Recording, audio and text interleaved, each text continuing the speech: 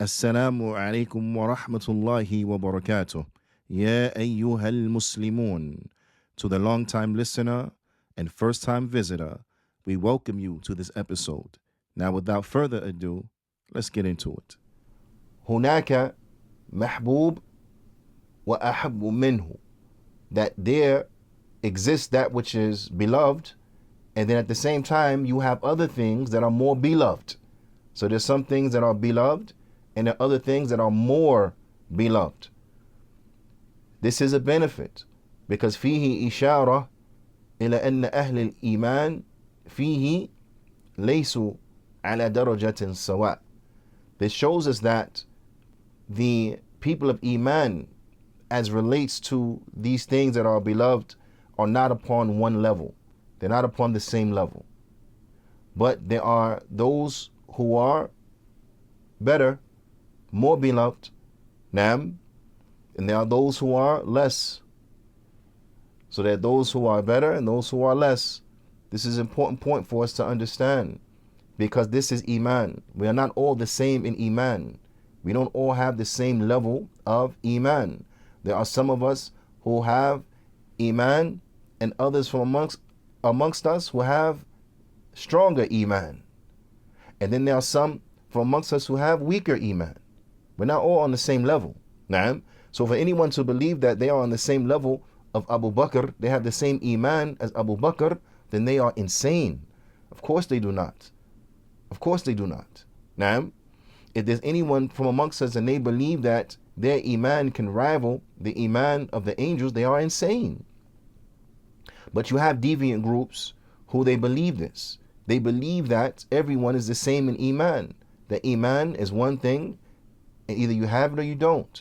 But if you have it, then everyone is the same as relates to it. And this is not correct. As we see here from this hadith is a clear refutation upon that concept, a clear refutation upon that ideology, upon that belief. Iman is not just one thing. There are things that are beloved and things that are more beloved. There are those who have strong Iman and those who have weaker Iman. There are those who have a high level of Iman and those who are on a level that is less than that high level of Iman. So there are different levels, and not everyone is upon the same thing. So likewise, let us understand from the actions, we have actions that are beloved, and then we have actions that are more beloved. This is important for us to reflect on, because we have been given a very limited period of time. So we have to focus in on those deeds that are more beneficial. So if we're in a situation and we have a choice between deed A and deed B, but we know that there is more reward in deed A than there is in deed B, then what should we spend our limited time with? Deed A, bila shak wa bila raib, because it's of more value, right? That's like if you were given a set period of time to collect a bunch of money that was sitting upon a table, right? And the money upon the table they were in different denominations. So you had everything from a penny all the way up to $100 bills and so on and so forth, right? Would you spend your time collecting the pennies and the quarters and the nickels and the dimes?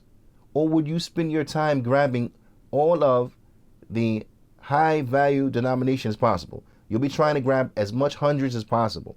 If you can't grab 100, then you're going to what? You're going to grab a 50. If you can't grab a 50, you're going to try to grab a 20. But the point is that you're going to go for the highest monetary value denomination that you can reach. So if you can just get all hundreds and that's it, then that's what you're going to go for, because when that clock stops, you will have accumulated more if you concentrated on going for the big value bills. Likewise is life, but even more so.